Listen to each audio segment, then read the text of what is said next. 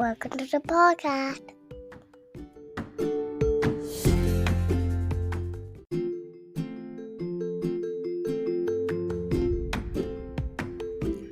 Welcome to Classroom to Corporate Connections. I'm excited to share my journey from classroom to corporate and build connections to help you succeed.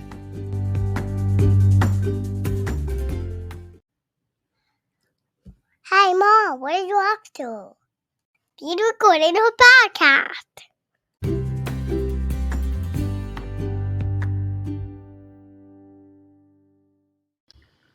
This is Season 2, Episode 3, Values Alignment. And I am your host, Sarah. My pronouns are she, her, and I'm a white woman with short blonde hair, blue eyes, and I wear blue glasses. Welcome. I'm really grateful that you are here today. Today, I'm going to ask you, if you listen to the podcast, will you do me a favor? Will you leave me a like or a comment or subscribe or do all three? That'd be even better on like YouTube, Spotify, Apple Podcasts, wherever you're listening to my podcast. And then will you share this episode with a friend that you think would benefit from listening to it? Thank you. Okay, shameless self-promotion is over, so let's dive in. Last week, some stuff went down in my sphere of the world, stuff that I didn't really align to my values, and I realized I need to do like a values check. And more importantly, I need to remind you, my listeners, to check in with your values. Now, I know my podcast is about classroom teachers leaving the classroom and moving into corporate. I'm not here to say teachers should leave education, but I definitely won't blame you if you choose to. Leaving the profession of education for me had a lot to do with a values alignment, really a lack thereof, I guess, meaning I was no longer valued for what I was doing, and what I held close as my values in life really no longer aligned with my employer. I was finding myself in this circle, this spiral, this spin of, why am I here? Why am I doing this? I love the kids. I love teaching, but I hate all the other stuff. I hate the politics. I hate the hierarchical management. I hate the way I'm treated by some people, colleagues, parents, whatever it was, my boss, right? No, my values no longer aligned. So that's what we're going to talk about today. But right now, I want to tell you, teachers as a whole across this country are not valued. We literally went from COVID, where it was like, teachers are amazing, we couldn't do life without you, to teachers are indoctrinating our children and we need to get rid of all the public schools. Okay. Neither of which is true. Or I should say the latter is not true. Teachers are absolutely amazing and we need them. I'm going to share some statistics. According to Education Minnesota, which is the teachers union, the overall teachers union for the state of Minnesota, nearly 9 out of 10 school districts report being somewhat significantly or very significantly affected by the teacher shortage. We're talking 84%. And the substitute teacher shortage, 89% of school districts say that they're somewhat or very significantly affected. These figures are up. These numbers were from January 24th of 2023. I have yet to come across current numbers on 2024, but we can probably guarantee that those numbers have increased considering all the unsettled contracts in the state. Those numbers actually have gone up from 2021, so 2 years prior, when it was like 70 and 70%. So 7 out of 10 school districts said significantly or very significantly. It was up to 9 out of 10 a year and a month ago. Guessing it's going to probably be around continuing to go up. Everywhere you look around me, teachers are working over 200 days without a contract. In what other industry does that happen? It doesn't. I will tell you that. Insurance rates for my local district where I used to teach and my local district where I currently live have gone up over 10%. Then you talk about inflation. Yet districts are offering teachers a 0.5% increase or a 1%. There's some that are even up to like, oh, wow, 2% increase, but it's literally a slap in the face. It is insulting. You know, I just, yeah, COVID, pandemic, teachers on a pedestal. Wow, amazing. We couldn't do it without you. Had no idea how much work you did. And now, fast forward, we have like right now the husband of the school board president harassing community members on the town chatter Facebook page, mocking us that we are normal people that don't understand school boards and budgets. And he's literally arguing with everyone that dares to ask for an explanation to the board's actions. My current school district where we live is in statutory operating debt. That's a big problem. I totally get like, it's going to be tough to figure out how to give a salary raise to the teachers, but the community keeps raising the question, myself included, like, why do you feel it necessary to get out of statutory operating debt in the next 12 months? The state never said it had to happen that fast, and it certainly does not have to happen on the backs of the teachers.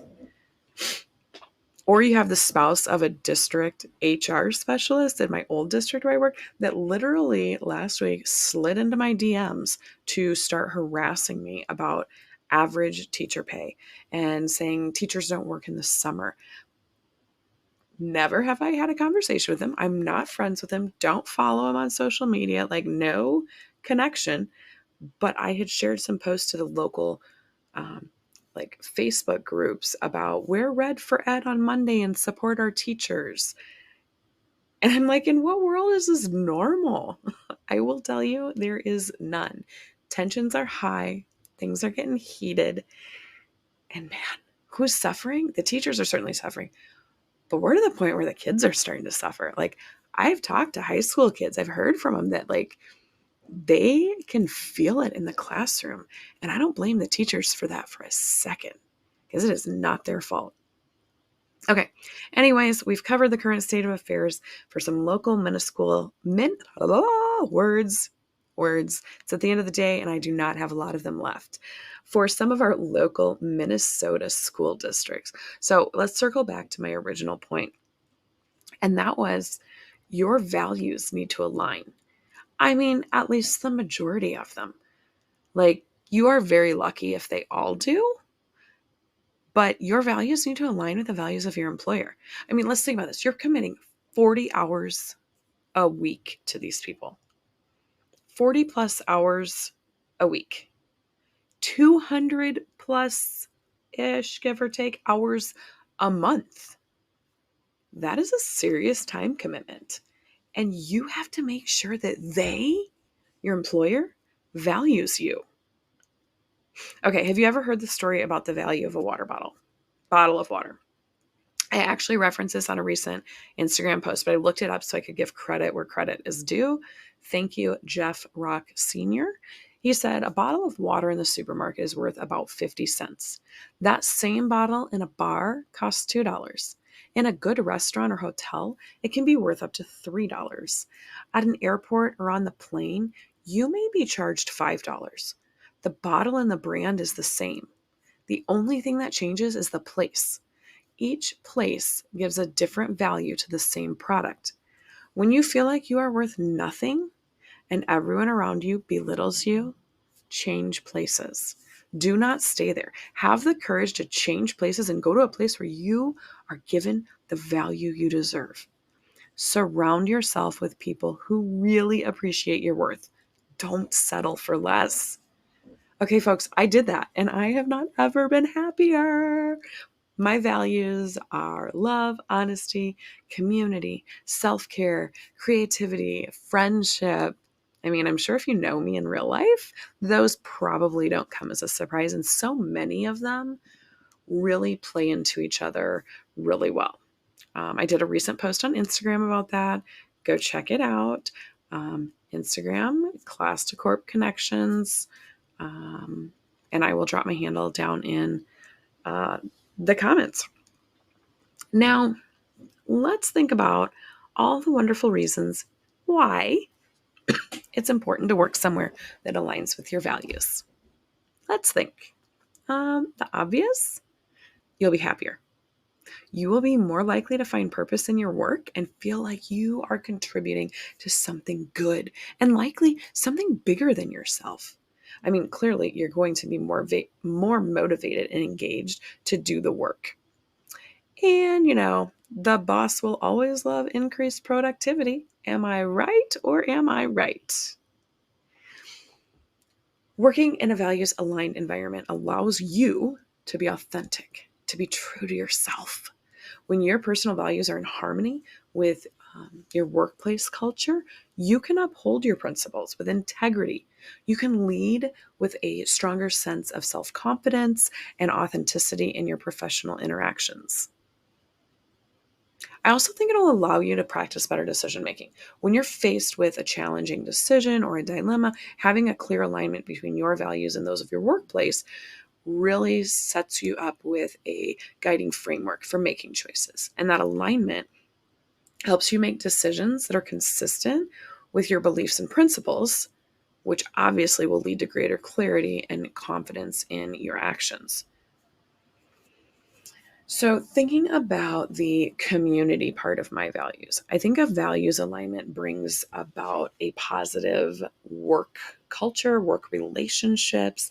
Values alignment really fosters a sense of camaraderie and mutual respect among colleagues. I mean, that is something that I have really experienced with where I'm at now.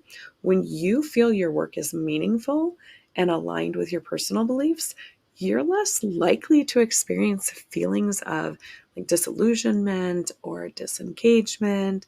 So you're overall going to have improved well-being and job satisfaction. So remember, working somewhere that aligns with your values is so, so, so important because it enhances your sense of fulfillment, your motivation, your authenticity, and well-being, ultimately contributing to a more rewarding and meaningful experience. So you're probably thinking, great, Sarah, thanks. I know what I need to figure out, but how? How do I figure out my values? How do I put ideas to paper? Um, Honestly, that wasn't something I'd really considered until the past few years. I mean, let's be real. The past few years have given me something to think about. I went through being completely burnt out in education, taking a new job in the corporate sector, and then getting laid off, looking for work, contracting, falling in love with my work, my place of employment, the job, the tasks I get to do. Like, I've been on a journey. And through that journey, there were certain things that I realized, like, they were my non-negotiables. They were the things that I will like kind of put on a pedestal, for lack of better terms right now. So I would say, like, there's online assessments you can do to figure out your values, and they ask you questions. So I'm kind of going to do the same thing here. You have to sit down and reflect on what is really important to you. So take a notebook, take a piece of paper that you'll keep nearby you, because I don't really believe that figuring out your values is something you can necessarily do in like 5 minutes, right? Um, I would encourage you to like write down the words that come to your mind over the next week and then sit down and look and reflect on those. Think about like your role models. This is where I'm going to give you some ideas to think. Think about role models in your life. Why do you admire them? Why do you find them inspirational? That probably has to do with your values. Think about your passions, activities, hobbies. What causes do you advocate for? What energizes you? What inspires you? Think about your choices, your past decisions. Why did you support this particular cause or that cause? And why didn't you support a particular cause? That will shed light on what your values truly are. Think about important moments in your life when you felt particularly proud, when you felt really fulfilled and satisfied. Why was that? What about that time in your life or that moment made you feel so proud, so fulfilled? And last, listen to your gut. I don't know about yours. Mine tells me a lot, and it's usually pretty on point. Um, my boss calls it my spidey senses, and she's like, "Oh, your spidey senses are on alert." But yeah, listen to your gut. Pay attention to your intuition, your inner sense of what feels right to you, what feels meaningful to you, what feels important. Your gut can often provide you some really valuable guidance about what truly matters to you on a deeper level. It's that subconscious. And remember, like I said, this is an ongoing process. It's totally normal for your values to evolve and change over time as you gain new experiences, learn new things, and gain new insights. So be patient with yourself and allow yourself the space to explore and clarify what matters most to you. So now it's your turn. I've laid out the roadmap, but you've got to do the work. I did the work for myself, and I'll continue to post about it because it's been a really fun and rewarding journey for me.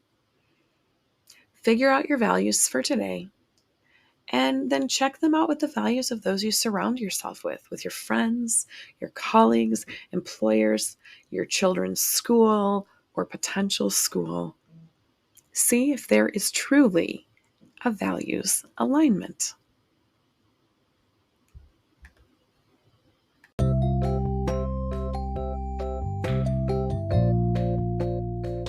And until next time, take care. And remember, Deborah Messing says, do what makes you happy.